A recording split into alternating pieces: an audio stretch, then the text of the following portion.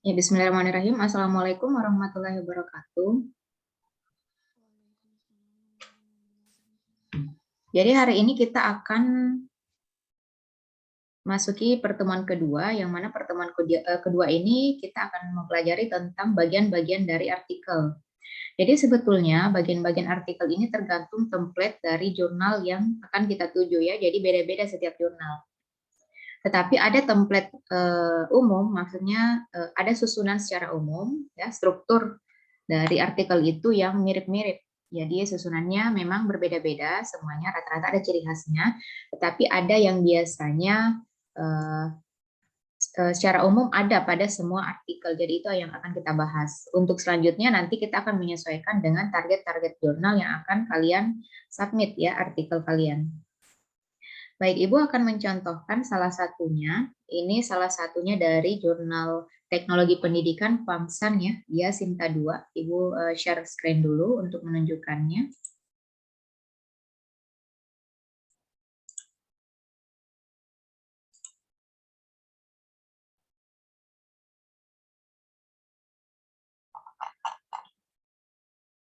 Oh, bukan ini, yang satunya ya.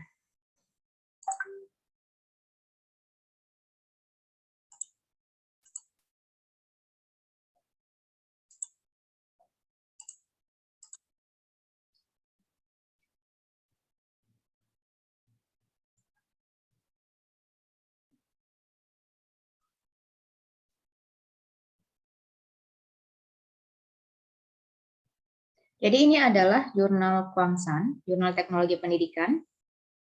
Ketika kalian mengklik tombol template, jadi nanti di jurnal yang kalian tuju itu akan ada tombol template ya untuk mendownload yang seperti ini. Di mana itu bisa didapatkan? Nah, Ibu contohkan misalkan kita masuk ke jurnal tertentu ya, misalkan kemarin Al-Bidayah.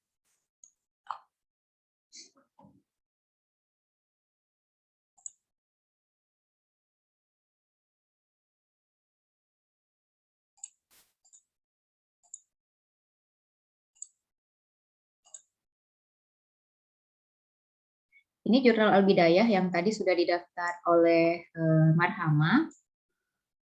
Nah, kalau kalian sudah register, kalian cari yang ada tulisannya template ya.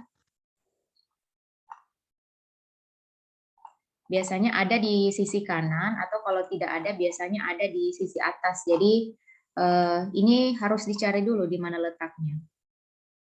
Kalau ini template Al-Bidayah di sebelah kanan ya, bawah template Al-Bidayah. Tetapi tidak semuanya seperti ini. Bisa juga dia misalkan modeling.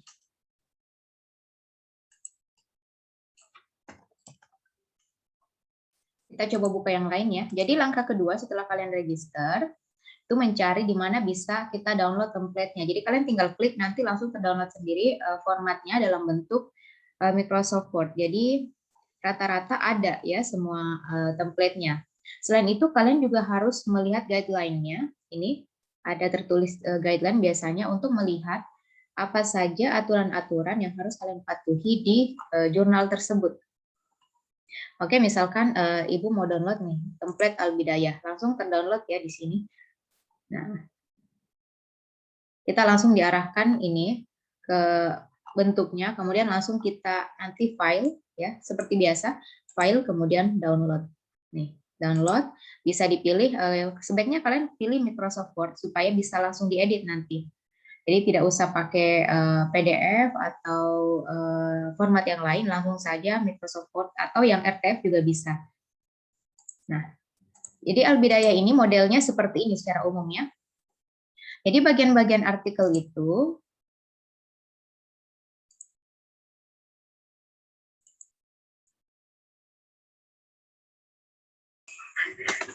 Yumi sudah connect suaranya belum? Sudah, Bu. Oke, Boleh, tadi ya. Sudah. Isi. Ayo, sudah Bapak. Kada bisa jual jadi hari ini lah. Kamera mati. Nah, kemudian inilah bagian-bagian dari artikel secara umum ya. Jadi di bagian atas itu biasanya ada judul. Nah, Ibu akan memperlihatkan nanti yang sudah jadi, tetapi kita di template-nya dulu. Biasanya ada judul, ukurannya tergantung aturannya ya, aturan jurnal masing-masing. Kalau ini dia pakai Times New Roman yang 12. Kemudian posisinya biasanya di tengah, tapi tidak semuanya seperti ini. Dan biasanya ada yang harus huruf kapital semua, spasi 1, tapi ini lagi-lagi tergantung aturan jurnal yang bersangkutan. Kemudian yang baris kedua biasanya ada penulis ya. Jadi ada penulis pertama, ada penulis kedua, ada penulis ketiga. Jadi dalam pelatihan ini mungkin kalian sudah diberitahu pada saat penyamaan persepsi bahwa di artikel ini nanti penulis pertama adalah kalian ya, mahasiswa. Jadi ditulis di sini nama kalian.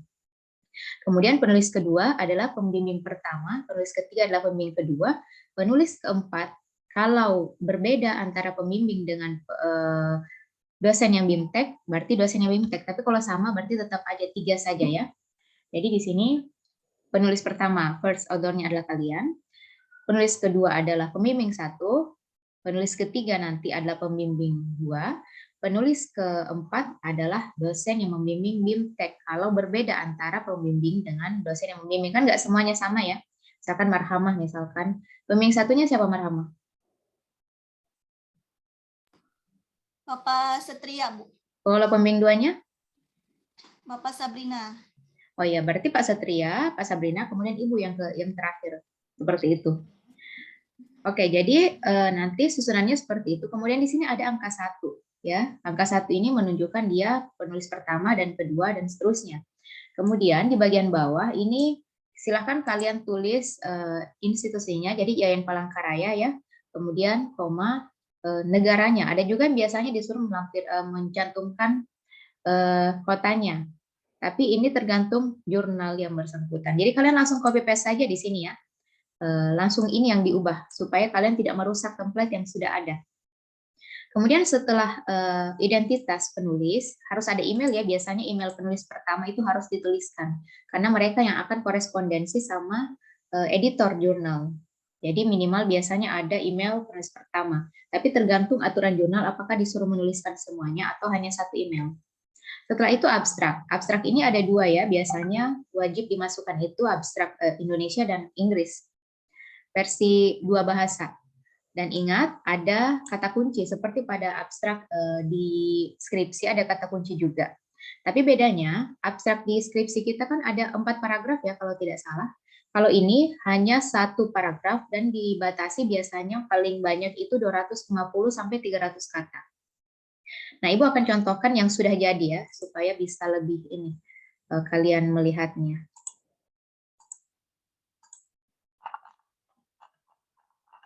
Ini misalkan yang sudah jadi, ini jurnal Ibu yang terbit tahun 2020 di jurnal Huangshan tadi, jurnal teknologi pendidikan. Nah, di sini kalian lihat judul dulu ya, judul, kemudian dia ada judul versi bahasa Inggrisnya di bawah, tapi ini karena memang template-nya seperti itu, biasanya tidak usah ada judul versi bahasa Inggrisnya di atas ini. Jadi sesuaikan sama template masing-masing. Kemudian ada nama penulis pertama, penulis kedua. Nah, kebetulan penulis pertamanya ini adalah Ibu, penulis keduanya adalah dosen dari Universitas Lampung. Jadi ditulisnya 2 kali ya. Program studi PGMI, Fakultas Tarbiyah dan Ilmu Keguruan Yayan Palangkaraya. Yang kedua ditulis kembali kalau biasanya universitasnya beda, perguruan tingginya beda. Kemudian di sini ada emailnya ya, pos elektronik, email penulis pertama dan penulis kedua. Kemudian setelah itu abstrak ya. Kalau ini duluan abstrak bahasa Inggrisnya, baru abstrak versi bahasa Indonesia. Nah, ini abstraknya ingat cuma 1 paragraf dan biasanya spasi 1. Jadi tidak langsung copy paste dari skripsi kalian yang 4 paragraf itu ya. Jadi harus disatukan, dipadatkan supaya hanya sekitar 250 kata. Ini nanti ada aturan di jurnalnya berapa kata yang harus kalian masukkan. Oke, jadi abstraknya harus kalian rangkum dari abstrak skripsi kalian, jangan langsung di-copy karena beda formatnya. Ini cuma 1 paragraf. Setelah itu kita masuk ke bagian pendahuluan. Oke. Bagian pendahuluan ini terdiri dari latar belakang dan teori. Jadi tidak ada teori, biasanya di template jurnal itu langsung pendahuluan, yang mana pendahuluan ini memuat sudah ada latar belakangnya di dalamnya, sudah ada teori di dalamnya. Tetapi biasanya teorinya tidak terlalu banyak ya. kita biasanya mainnya di latar belakang yang harus kita perkuat. Jadi pendapat-pendapat orang lain, penelitian orang lain yang mendukung penelitian kita, itu biasanya harus dimasukkan supaya kita bisa tahu posisi penelitian kita ada di mana. Jadi pendahuluan itu isinya latar belakang dan ada ini ya, teori. Dan ingat harus ada tujuan di pendahuluan, tidak boleh lupa tujuannya. Mau itu di tengah ditaruhnya atau di belakang, harus ada tujuan pada pendahuluan. Nah, lihat ini punya Ibu misalkan ya, latar belakangnya ada banyak sekali kutipan-kutipan ya.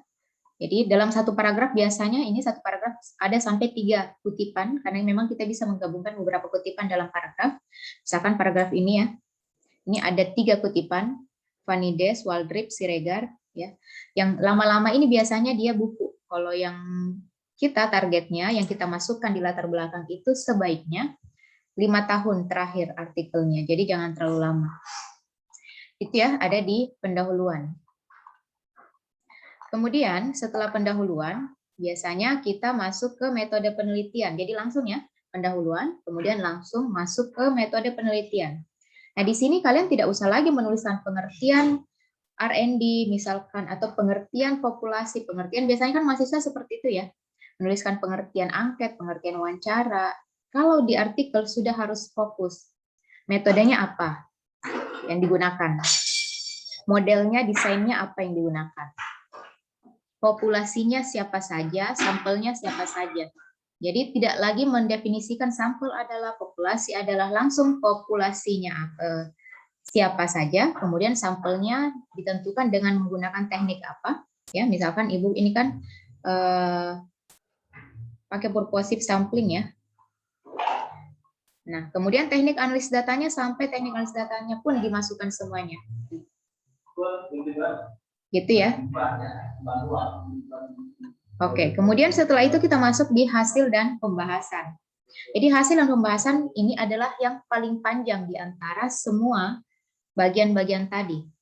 Jadi di antara metode, latar belakang, hasil dan pembahasan ini harus paling panjang. Kalau bisa 60-70% dari artikel kalian itu isinya hasil dan pembahasan. Jadi ini biasanya tergantung dari jurnalnya juga. Ada yang menuliskan hasil, di bawahnya langsung dibahas. Ada yang tidak digabung ya, dipisahkan hasil dulu semua, terus di bawahnya pembahasan semuanya. Jadi nanti Ibu akan tunjukkan. Jadi hasil itu ditunjukkan ciri-cirinya yang biasanya yang bagus, yang diterima oleh jurnal itu, yang ada grafik, ada tabelnya ya, untuk kuantitatif ya, tapi kalau kualitatif pasti beda lagi. Oke, jadi masukkan semua tabel-tabelnya, tabel-tabel yang berhubungan, kemudian langsung dibahas. Pembahasan itu kan ada dari artikel penelitian orang lain juga ya, jadi harus banyak dari artikel penelitian orang lain. Oke, jadi kalian harus download dulu di jurnal, download dulu artikel yang sudah terbit, kemudian kalian lihat bagaimana sih artikel yang diterima oleh mereka, karena biasanya kita menyesuaikan dengan apa yang diterima oleh jurnal tersebut. Nah, di mana kita bisa download, Ibu akan perlihatkan nanti. Oke, setelah ini langsung ke kesimpulannya. Kesimpulan. Ini kesimpulannya sudah mirip saja dengan skripsi kalian, cuma jangan terlalu panjang dan biasanya dalam bentuk paragraf, jangan dalam bentuk poin-poin. 1, 2, 3 itu tidak. Jadi kita langsung dalam bentuk paragraf. Setelah itu langsung ke daftar pustaka. Nah, daftar pustakanya ini harus, kalau ini kan Sinta 2 ya, kalau Sinta 2 itu harus 30-an, 20-an ya. Dan harus banyak dari artikel jurnal. Oke. Nah, Ibu akan contohkan gimana caranya kalian mendownload artikel pada jurnal target kalian.